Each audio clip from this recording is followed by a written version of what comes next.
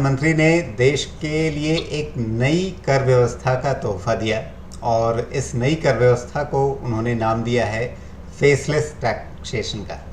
यानी अब एक करदाता जब आयकर विभाग से किसी भी बात को लेकर के संपर्क करेगा तो फिर उसे किसी व्यक्ति के सामने नहीं बल्कि विभाग के एक निराकार चेहरे से या यूँ कह लीजिए कि फेसलेस इनकम टैक्स डिपार्टमेंट से सामना करना पड़ेगा, उनसे संपर्क करना पड़ेगा। तो क्या यह व्यवस्था जो है वह करदाताओं के लिए एक नई आज़ादी है? क्या जो आयकर विभाग का नाम सुनते ही करदाताओं को थोड़ी सी घबराहट सी हो जाती थी, उन्हें डर लगता था, क्या उस डर से अब उन्हें आज़ादी मिल जाएगी? इस बारे में बात करते हैं। हमारे साथ आज हैं दो खास मेहमान, चार्टर्ड अकाउंटेंट गोपाल केडिया और चार्टर्ड अकाउंटेंट सत्येंद्र जैन जी। आप दोनों मेहमानों का बहुत बहुत स्वागत है। सबसे पहले सत्येंद्र जी, आपसे समझना चाहेंगे कि प्रधानमंत्री ने जो नई टैक्सेशन रिजीम सामने रखी है ये आपको कैसी लगी और इसकी मुख्य बातें आपको क्या समझ में आई? प्रधानमंत्री जी ने जो इसमें घोषित किया है ये काफी दिनों से ट्रायल बेसिस पर चल रहा था। असेसमेंट हो रहे थे वर्चुअल बेसिस पे। उसमें ऑप्शन रहता था कि वो कोई भी अगर ऑप्ट करता है कि मैं पर्सनली जाके करना चाहता हूँ, मैं वर्चुअली करना चाहता हूँ, कर रहा था। अच्छी स्कीम है और जो लोअर लेवल का जो करप्शन है वो इससे खत्म होगा। लेकिन जो बड़े केसेस हैं उसमें प्रॉब्लम आएगी। कई बार ये प्रॉपरली क्वेश्चन फ्रेम नहीं करते, जो जवाब जाता है उसको बिना समझे एडिशंस कर देते हैं। तो वर्चुअल हियरिंग एटलीस्ट बड़े केसेस कुछ डिसाइड कर सकते हैं कि 1 करोड़ से ऊपर या 5 करोड़ से ऊपर के केसेस में बहुत थोड़े केसेस होते हैं, प्रॉब्लम वहीं पर ज़्यादा आती है। उसको करें वर्चुअल हियरिंग के बेसिस पे और अपील में भी कुछ ऐसा ही लगाने के साथ वर्चुअल हियरिंग करें। अन्यथा होने वाला क्या है कि केसेस बढ़ेंगे और ट्रिब्यूनल के पास ज़्यादा केसेस जाएंगे।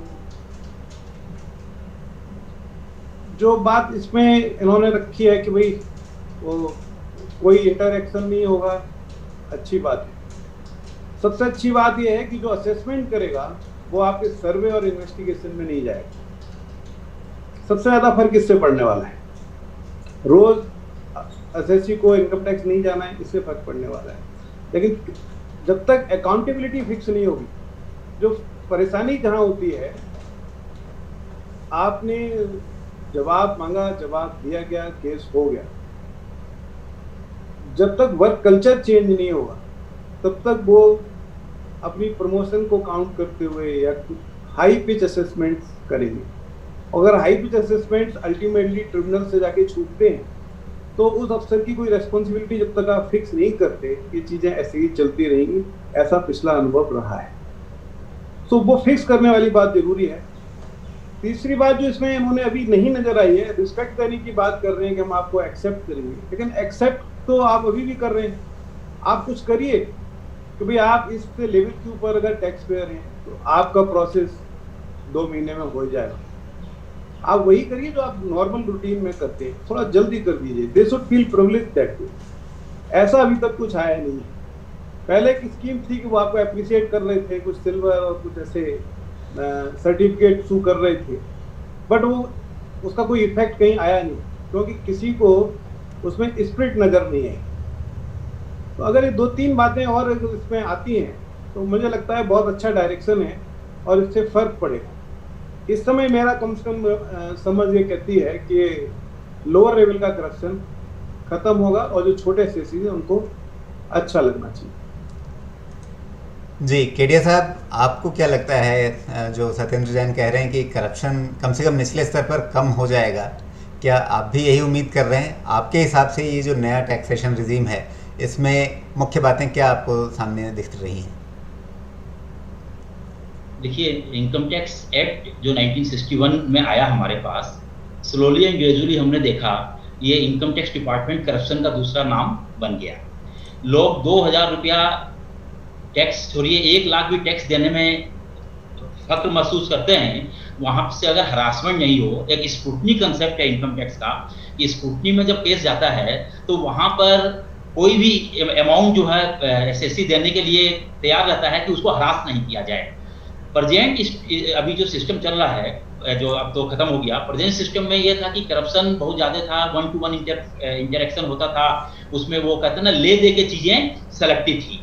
अभी तक इस तरीके से चल रहा था कि बिना लिए दिए कुछ भी नहीं होता था, वो चाहे हम आईटीओ लेवल पे देखें, असिस्टेंट कमिश्नर के लेवल पे देखें, डिप्टी कमिश्नर के लेवल पे देखें, या किसी भी लेवल पे देखते हैं। और सबसे बड़ी चीज तो अभी जो प्राइम मिनिस्टर साहब ने घोषणा करी, ई अपील, फेसलेस अपील जो अपने पंडित दीनदयाल उपाध्याय जी का जन्मदिवस के दिन से, मेरे ख्याल से सितंबर से ये भी लागू हो जाएगा। इसमें आपको वहां पर एसएससी को जाने की जरूरत नहीं है, केवल पेपर के थ्रू जो नेशनल ई असेसमेंट यूनिट है वो उसको ऑपरेट करती रहेगी, वो एक पोस्ट ऑफिस का काम करेगी। असेसमेंट यूनिट अलग से है, टेक्निकल यूनिट इसमें अलग से है, वेरिफिकेशन यूनिट अलग से है, ये अपना सारा का सारा काम करेगी। ये देखिए एक प्रोजेक्ट के रूप में, पायलट प्रोजेक्ट के रूप में अगर इसको लिया जाता और तब किया जाता, तो ये, क्योंकि मेरा अपना कहीं ना कहीं ऐसा मेरे को लगता है कि इतना बड़ा जंजाल जो बिछाया जा रहा है ये कहां तक सक्सेस होगा। क्योंकि हमने देखा जीएसटी जब हमारे पास आया, जीएसटी में सर्वर को लेकर दुनिया भर की प्रॉब्लम थी।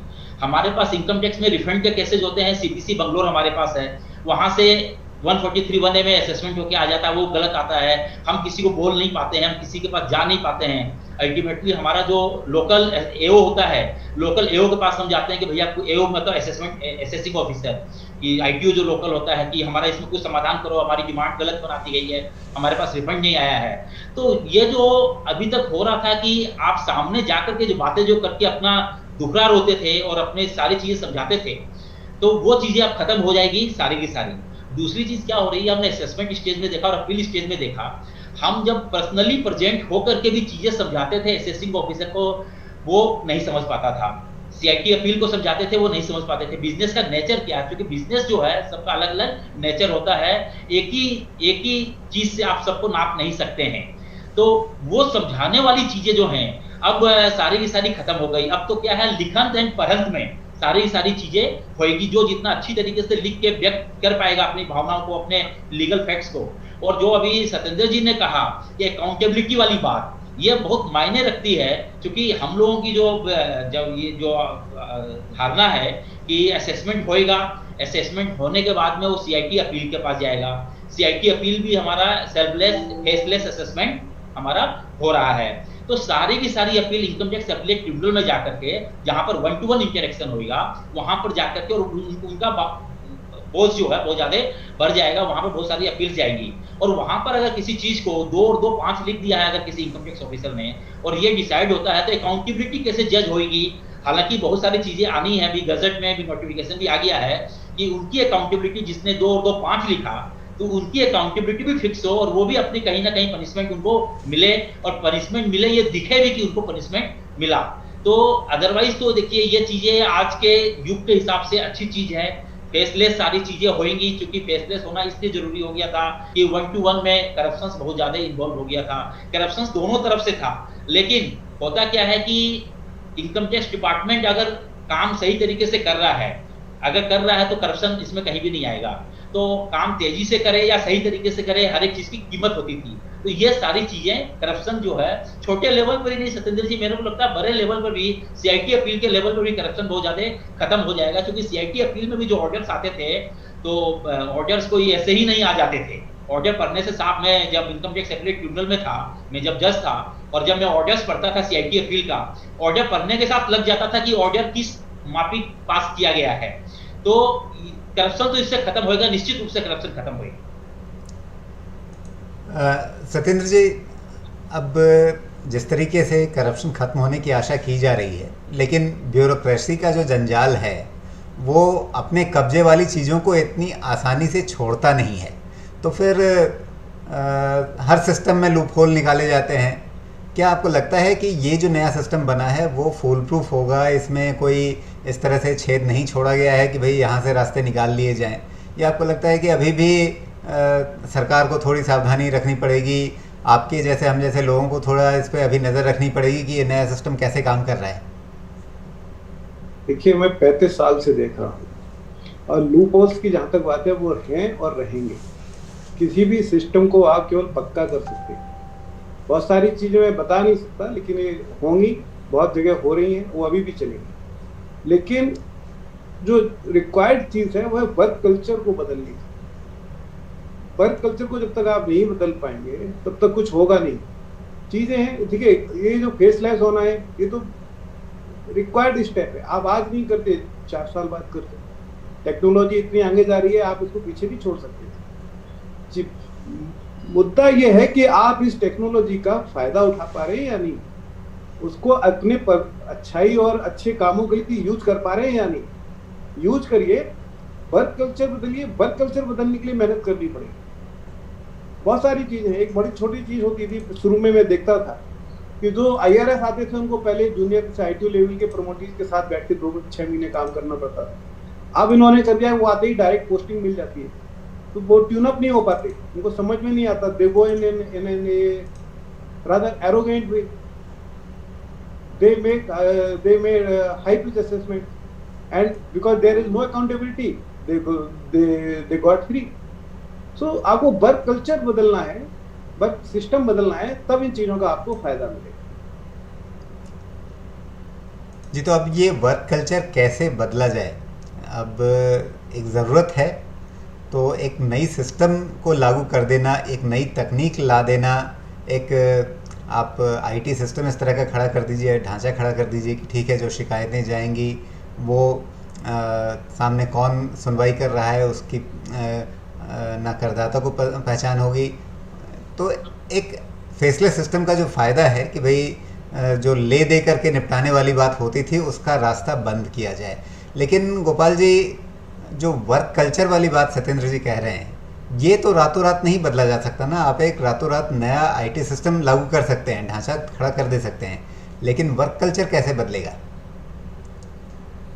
देखिए, मैं देख रहा हूँ 2-3 दिनों में ही बहुत सारे IRS ऑफिसर्स अपना ट्रांसफर इनकम टैक्स के इन्वेस्टिगेशन विंग में, ये स्कीम अभी लागू नहीं हुई है, और सेंट्रल सर्कल जहाँ पे सर्च एंड सीजर के केसेस का असेसमेंट होता है वहाँ पर लागू नहीं हुई है, तो ट्रांसफर करवाने के लिए जी जान से लगे हुए हैं। देखिए, अब इनकम टैक्स ऑफिसर को काम करना पड़ेगा। उनको चूंकि फेसलेस है, उनका पब्लिक इंटरेक्शन खत्म हो जाएगा, तो उनको और सारी चीजें ऑनलाइन, उनको कंप्यूटर पे बैठ करके सारी चीजें चेक करनी है। तो वर्क कल्चर तो देखिए, अब जैसा जहाँ ढलान होती है वहाँ पे लोग पानी अपने आप जाता है, तो चेंज तो होना ही पड़ेगा अगर नौकरी करनी है तो।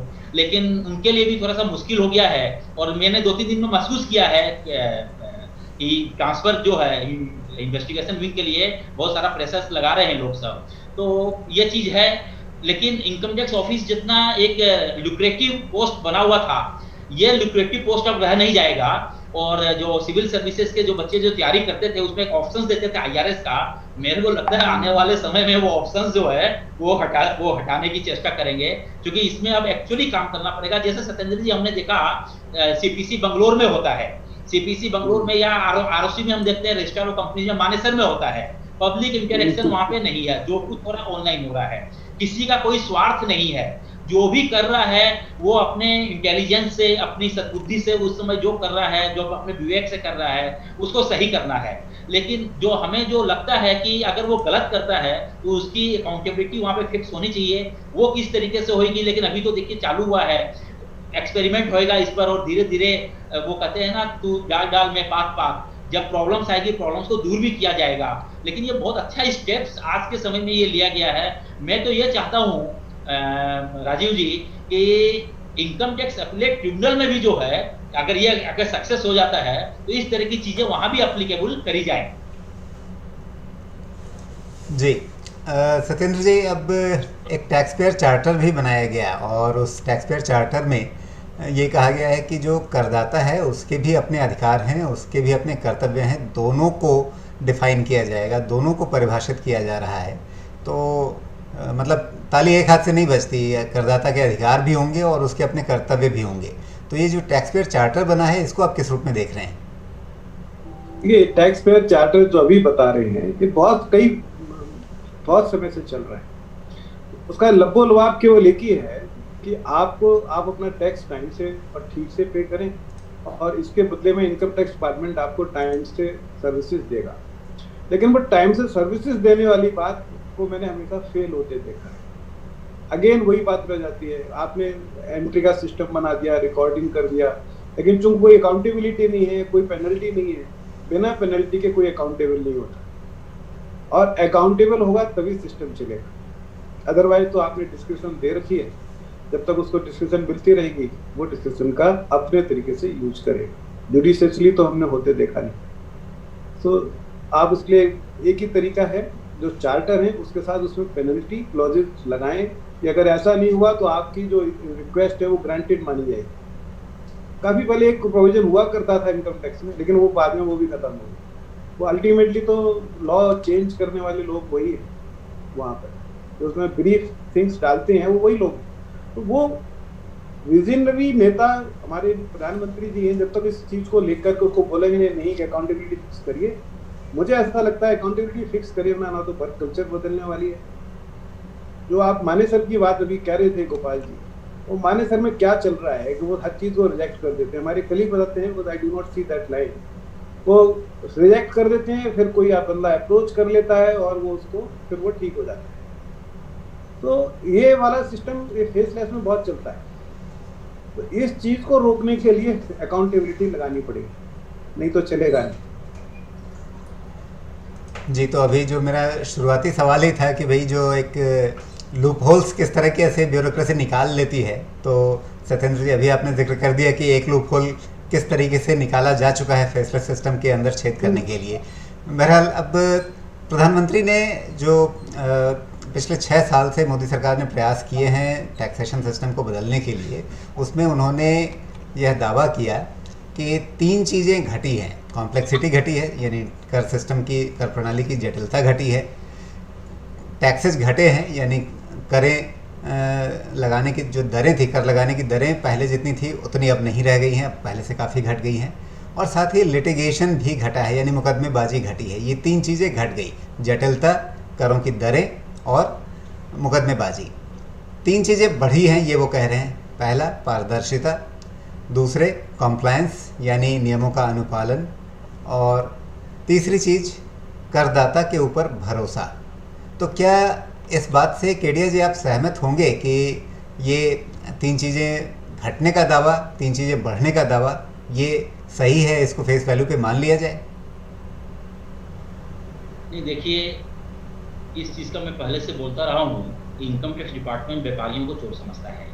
तो ये कहना कि भरोसा भरा है, कहने के लिए हो सकता है भरोसा भरा हो, लेकिन ऐसा है नहीं। इनकम टैक्स डिपार्टमेंट हर एक चीज़ को जो है सबकी नज़र से देखता है। होना ये चाहिए कि आप ये देखिए एवरीथिंग इज राइट, और फिर कोई गलती मिलती है तो आप उस पर एक्शन लीजिए। लेकिन वो ये मान के चलते हैं सब कुछ गलत है और आप साबित कीजिए। ऑनस आपको ऊपर है कि आप साबित कीजिए कि आपने बिजनेस में जो खर्चे किए हैं सही खर्चे किए हैं।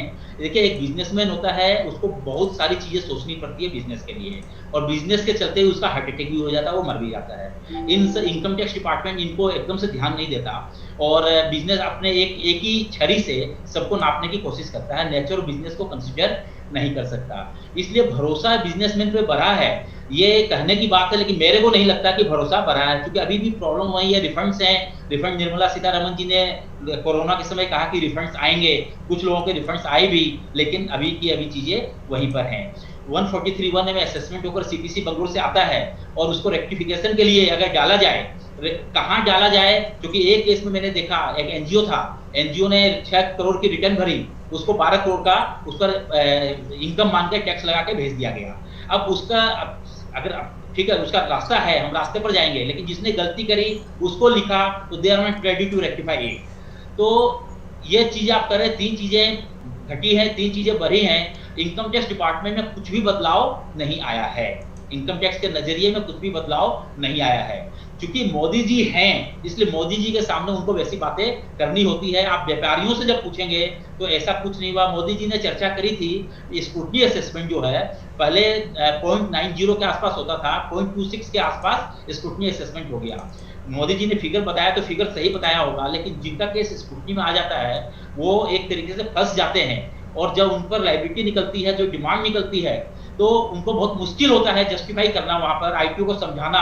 और वो लिटिगेशन का मामला, अभी सरकार की स्कीम भी चल रही है कि आप अगर लिटिगेशन में हैं तो आप एक उस स्कीम के भीतर जाके फायदा उठाइए। आप विश्वास, विवाद से विश्वास तक स्कीम चल रही है, आप फायदा उठाइए और फायदा उठा करके आप लिटिगेशन को खत्म कर दीजिए। लेकिन होता क्या है ना कि हर एक जगह व्यापारियों को चूंकि भ्रष्ट समझा जाता है, वो होना उल्टा चाहिए। बिजनेसमैन ऑफिसर्स को भ्रष्ट समझते हैं। तो इसलिए ये मैं आपकी इस बात को नहीं मानता कि कुछ चीजें घटी हैं, कुछ चीजें बढ़ी हैं, कोई बदलाव नहीं आया है।